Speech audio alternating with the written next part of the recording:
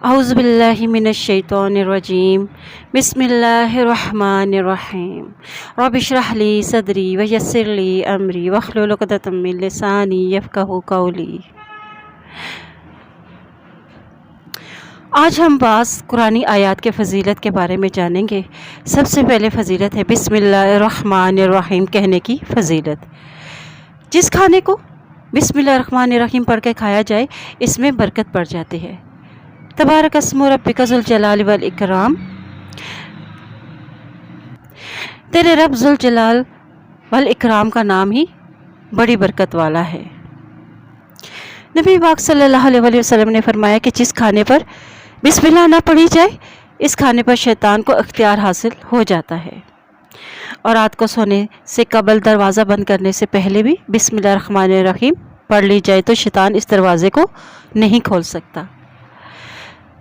حضرت جابر رضی اللہ تعالیٰ عنہ کہتے ہیں کہ نبی پاک صلی اللہ علیہ وسلم نے فرمایا کہ رات کو سونے سے قبل بسم اللہ الرحمن الرحیم پڑھ کر دروازے بند کیا کرو، کیونکہ بسم اللہ الرحمن الرحیم پڑھ کر کیے گئے بند دروازے شیطان کھول نہیں سکتا، اور جو کام بسم اللہ الرحمن الرحیم پڑھ کر کیے جائیں وہ شیاطین جنات کے شر و فتنے سے بھی محفوظ ہو جاتے ہیں۔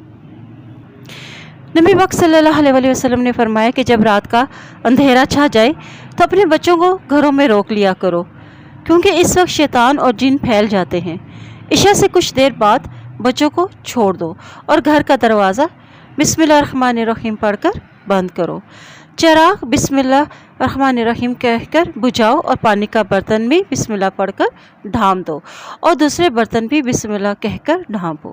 اگر برتن ڈھانپنے کے لیے کوئی ڈھکن نہ ملے تو کوئی بھی چیز رکھ دو، اور گھر سے نکلتے وقت بسم اللہ الرحمن الرحیم پڑھنے والے کی رہنمائی کی جاتی ہے۔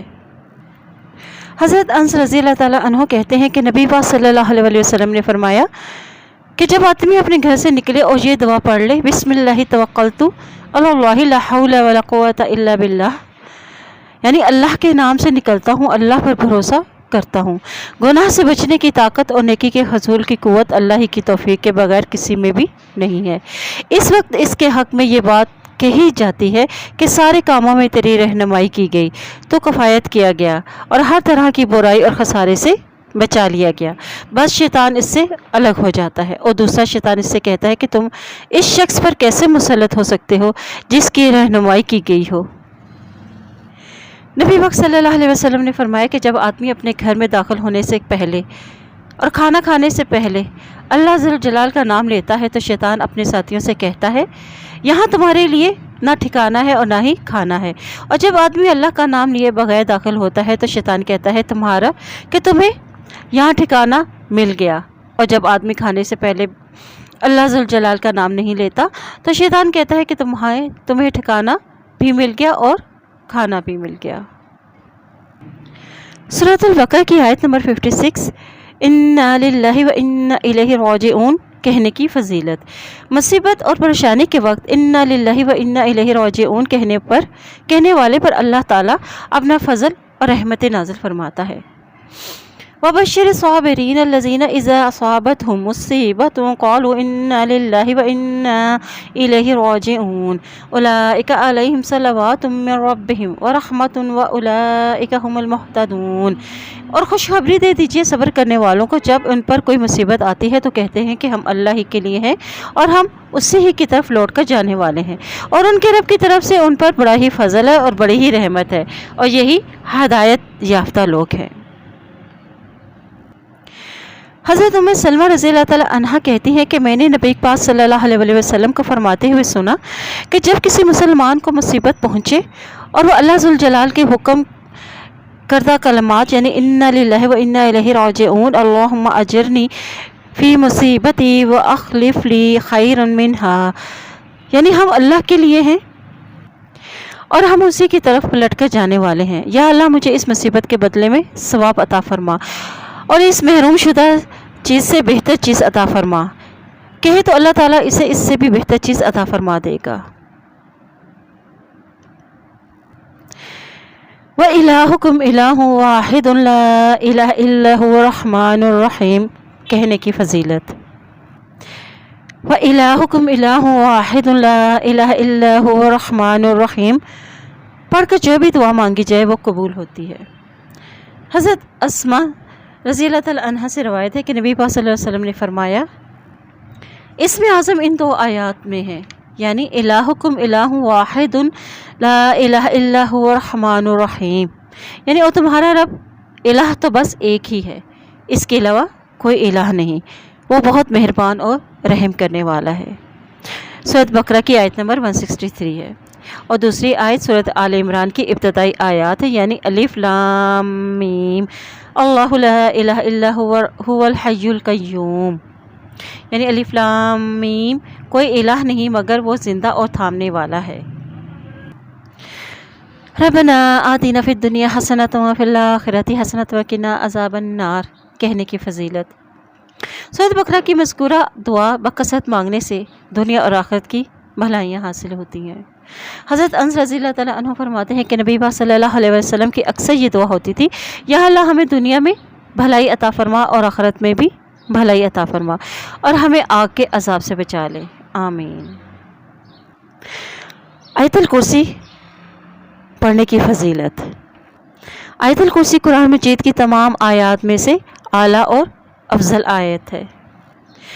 سونے سے قبل آیت الکرسی پڑھنے والے کے لیے اللہ تعالیٰ کی طرف سے ایک فرشتہ مقرر کیا جاتا ہے جو اسے چوری ڈاکہ اور دیگر نقصانات سے اس کی حفاظت کرتا ہے، نیز شیطان کی بری حرکتوں مثلا وسوسے، جادو اور خوف وغیرہ سے بھی اسے محفوظ رکھتا ہے۔ حضرت ابو ہریرہ رضی اللہ تعالیٰ عنہ کہتے ہیں کہ نبی پاک صلی اللہ علیہ وسلم نے رمضان کے صدقہ فطر کی حفاظت کے لیے محافظ مقرر فرمایا۔ اسی دوران میں ایک شخص آیا اور اس نے غلہ بھر بھر کر نکالنا شروع کر دیا، اور میں نے اسے پکڑ لیا اور کہا کہ میں تجھے ہر صورت نبی پاک صلی اللہ علیہ وسلم کے پاس لے جاؤں گا۔ اس پر وہ کہنے لگا کہ میں محتاج آدمی ہوں، بال بچے تار ہوں اور سخت حاجت مند ہوں، لہٰذا معاف کر دو۔ چنانچہ میں نے اسے چھوڑ دیا اور صبح ہوئی تو رسول اللہ صلی اللہ علیہ وسلم نے دریافت کیا، ابو ہریرہ گزشتہ رات تمہارے قیدی کا کیا بنا؟ میں نے عرض کیا، یا رسول اللہ صلی اللہ علیہ وسلم، اس نے اپنی شدید حاجت کا اظہار کیا اور بال بچوں کا شکوہ کیا، میں نے اس پر رحم کیا اور اسے چھوڑ دیا۔ آپ صلی اللہ علیہ وسلم نے ارشاد فرمایا، خبردار رہنا، اس نے جھوٹ بولا ہے، وہ پھر آئے گا۔ مجھے آپ صلی اللہ علیہ وسلم کے فرمان کی وجہ سے یقین تھا کہ وہ ضرور آئے گا، چنانچہ میں اس کی گھات میں بیٹھ گیا اور وہ آیا اور غلے میں سے بھرنے لگ گیا۔ میں نے اسے پکڑ لیا اور کہا کہ اب تو میں تمہیں رسول اللہ صلی اللہ علیہ وسلم کی خدمت میں ضرور لے جاؤں گا۔ اس نے کہا کہ مجھے چھوڑ دو، میں غریب ہوں اور میں آئندہ نہیں آؤں گا۔ میں نے رحم کھاتے ہوئے اسے پھر چھوڑ دیا۔ صبح ہوئی تو رسول اللہ صلی اللہ علیہ وسلم نے دریافت فرمایا، اے ابو ہریرہ، تمہارے قیدی نے کیا کیا؟ میں نے عرض کیا، یا رسول اللہ صلی اللہ علیہ وسلم، اس نے اپنی شدید ضرورت کا شکوہ کیا اور مجھے رحم آ گیا، لہٰذا میں نے اسے پھر چھوڑ دیا۔ آپ صلی اللہ علیہ وسلم نے ارشاد فرمایا، خبردار رہنا، اس نے تجھ پر جھوٹ بولا ہے، وہ پھر آئے گا۔ چنانچہ میں تیسری بار اس کی گھات میں بیٹھ گیا، وہ آیا اور پھر غلہ بھرنے لگ گیا۔ میں نے اسے پھر پکڑ لیا اور کہا کہ یہ تیری تیسری بار ہے، اب تو میں تمہیں ضرور نبی صلی اللہ علیہ وسلم کی خدمت میں لے جاؤں گا۔ ہر بار تو وعدہ کرتا ہے کہ نہیں آؤں گا، لیکن پھر آ جاتا ہے۔ اس نے کہا کہ اچھا، میں تمہیں ایسے کلمات بتاتا ہوں جس سے اللہ تجھے فائدہ دے گا، لیکن اس کے بدلے مجھے چھوڑ دے۔ میں نے پوچھا وہ کلمات کیا ہیں؟ تو اس پر اس نے کہا کہ جب تو رات کو سونے کے لیے اپنے بستر پر آئے تو آیت الکرسی پڑھ لیا کر، ایک فرشتہ ساری رات تیری حفاظت کرے گا اور صبح تک شیطان تیرے پاس نہیں آئے گا۔ یہ سن کر میں نے اسے پھر چھوڑ دیا۔ صبح ہوئی تو رسول اللہ صلی اللہ علیہ وسلم نے دریافت فرمایا کہ ابو ہریرہ، کل رات تیرے قیدی نے کیا کیا؟ میں نے عرض کیا، یا رسول اللہ صلی اللہ علیہ وسلم، اس نے کہا کہ میں تجھے ایسے کلمات سکھاتا ہوں جن سے اللہ تجھے نفع پہنچائے گا۔ چنانچہ اس کے بتانے پر میں نے اسے چھوڑ دیا۔ آپ صلی اللہ علیہ وسلم نے دریافت کیا، وہ کلمات کیا ہیں؟ تو میں نے عرض کیا، اس نے بتایا کہ جب تو رات کو اپنے بستر پر آئے تو اول سے آخر تک آیت الکرسی پڑھ لیا کر، اللہ کی طرف سے ایک فرشتہ رات بھر تیری حفاظت کرے گا اور شیطان بھی تمہارے قریب نہیں آئے گا۔ صحابہ کرام چونکہ خیر اور بھلائی کے بہت ہی زیادہ حریص ہوتے تھے، اس لیے آپ صلی اللہ علیہ وسلم نے حضرت ابو ہریرہ رضی اللہ تعالیٰ عنہ کو کچھ نہیں کہا، بلکہ فرمایا، ہاں، اس نے تجھ سے سچ بات کہی ہے، لیکن وہ خود چھوٹا ہے۔ تجھے معلوم ہے کہ 3 راتوں سے تیرا واسطہ کس سے رہا ہے؟ حضرت ابو ہریرہ رضی اللہ عنہ نے عرض کیا، یہ نہیں۔ اس پر آپ صلی اللہ علیہ وسلم نے ارشاد فرمایا کہ وہ شیطان تھا۔ اللہ تعالیٰ سے دعا ہے کہ اللہ تعالیٰ ہمیں شیطان کے वसवसों से हमें महफूज रखे और इन कुरानी आयात को पढ़ने की और इन पर अमल करने की तौफीक अता फरमाए। आमीन। सुब्हानक अल्लाहुम्मा व बिहम्दिका अशहदु अन ला इलाहा इल्ला अंता अस्तगफिरुका व अतूबु इलैक।